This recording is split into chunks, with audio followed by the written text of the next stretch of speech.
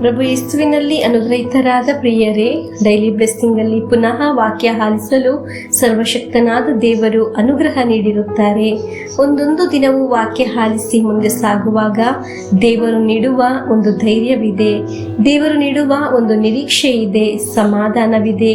ಅದು ದೇವರೇ ನೀಡುವುದಾಗಿದೆ. ಈ ಶುಶ್ರೂಷೆಯನ್ನು ಪ್ರೀತಿಸುವ ಪ್ರಿಯರೇ, ಈ ಶುಶ್ರೂಷೆಯನ್ನು ಅನೇಕರಿಗೆ ಕಳಿಸಿಕೊಡಲು ನೀವು ಮಾಡುವ ಶ್ರಮಗಳಿಗೆ ಅನುಗ್ರಹವಿದೆ.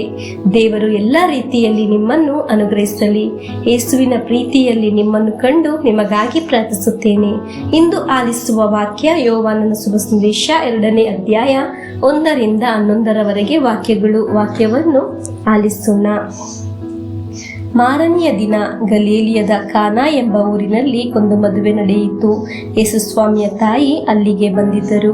ಯೇಸುವಿಗೂ ಅವರ ಶಿಷ್ಯರಿಗೂ ಆ ಮದುವೆಗೆ ಆಮಂತ್ರಣವಿತ್ತು.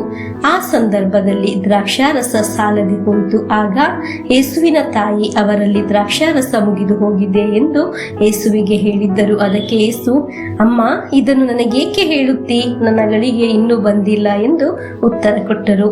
ತಾಯಿ ಸೇವಕರಿಗೆ ಆತ ಹೇಳಿದಂತೆ ಮಾಡಿ ಎಂದು ತಿಳಿಸಿದರು. ಯೆಹೂದ್ಯರ ಶುದ್ಧಾಚಾರ ಪದ್ಧತಿಯಂತೆ 6 ಕಲ್ಲು ಬಾಣೆಗಳು ಅಲ್ಲಿ ಇಟ್ಟಿದ್ದರು. ಅವು ಒಂದೊಂದು 2-3 ಕೊಡ ನೀರು ಹಿಡಿಯುವಷ್ಟು ದೊಡ್ಡದಾಗಿದ್ದವು. ಯೇಸುಸ್ವಾಮಿ ಸೇವಕರಿಗೆ ಆ ಬಾಣೆಗಳಲ್ಲಿ ನೀರು ತುಂಬಿರಿ ಎಂದು ಹೇಳಿದರು. ಅವರು ಕಂಠದವರೆಗೆ ತುಂಬಿದ್ದರು. ಯೇಸು ಆಗ ತೋಡಿಕೊಂಡು ಹೋಗಿ ಔತಣದ ಮೇಲ್ವಿಚಾರಕನಿಗೆ ಕೊಡಿ ಎಂದು ಹೇಳಲು ಅವರು ಹಾಗೆಯೇ ಮಾಡಿದರು. ಮೇಲ್ವಿಚಾರಕನು ದ್ರಾಕ್ಷಾರಸವನ್ನಾಗಿ ಮಾರ್ಪಟ್ಟಿದ್ದ ನೀರಿನ ರುಚಿಯನ್ನು ನೋಡಿದನು. ಅದು ಎಲ್ಲಿಂದ ಬಂತೆಂಬುದು ಅವನಿಗೆ ತಿಳಿದಿರಲಿಲ್ಲ. ನೀರನ್ನು ತೋಡಿಕೊಂಡು ಬಂದ ಸೇವಕರಿಗೆ ಮಾತ್ರ ತಿಳಿದಿತ್ತು. ಆದುದರಿಂದ ಅವನು ಮದುಮಗನನ್ನು ಕರೆದು, ಜನರೆಲ್ಲರೂ ಉತ್ತಮವಾದದ್ದು ದ್ರಾಕ್ಷಾರಸವನ್ನು ಮೊದಲು ಹಂಚುತ್ತಾರೆ, ಅತಿಥಿಗಳು ಯಥೇಚ್ಛವಾಗಿ ಕುಡಿದಾದ ಮೇಲೆ ಸಾಧಾರಣ ದ್ರಾಕ್ಷಾರಸವನ್ನು ಕೊಡುತ್ತಾರೆ. ನೀನಾದರೂ ಉತ್ತಮವಾದುದನ್ನು ಈವರೆಗೆ ಇಟ್ಟಿದ್ದೀಯಲ್ಲ ಎಂದು ಹೇಳಿದರು. ಯೇಸು ಮಾಡಿದ ಮೊದಲನೆಯ ಸೂಚಕ ಕಾರ್ಯ ಇದು.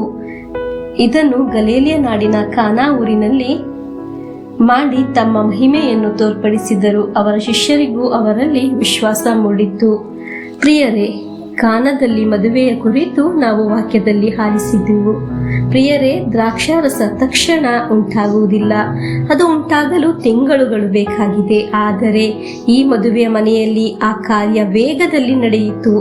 ಈ ವಾಕ್ಯ ಆಲಿಸುವ ನೀವು ಯೋಚಿಸುತ್ತಿರಬಹುದು, ನನಗೆ ಕೆಲಸ ಸಿಗುತ್ತದಾ? ನನಗೆ ವಯಸ್ಸಾಯ್ತಲ್ಲ, ಇನ್ನು ಕಾರ್ಯ ನಡೆಯುತ್ತದ? ನನಗೊಂದು ಭವನ ಉಂಟಾಗುತ್ತದ? ನನ್ನ ಈ ಸಾಲ ಮುಗಿತದ?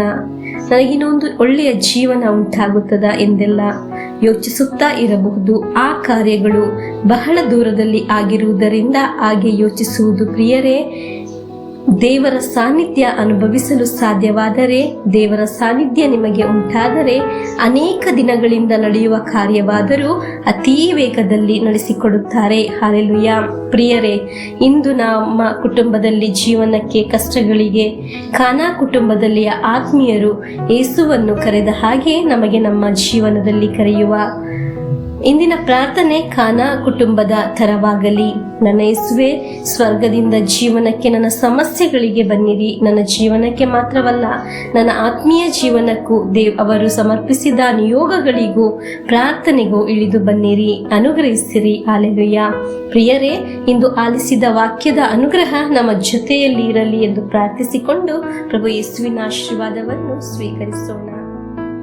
ನಮ್ಮ ಪ್ರಭು ಯೇಸು ಕ್ರಿಸ್ತರ ವರಪ್ರಸಾದವು, ದೇವರ ಪ್ರೀತಿಯು, ಪವಿತ್ರಾತ್ಮರ ಅನ್ಯೋನ್ಯತೆಯು ನಮ್ಮೊಡನೆ ಇರಲಿ.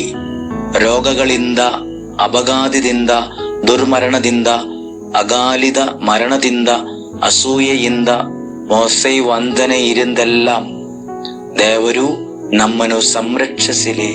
ಹಾಲೆಲೂಯಾ. ಆಮೇನ್.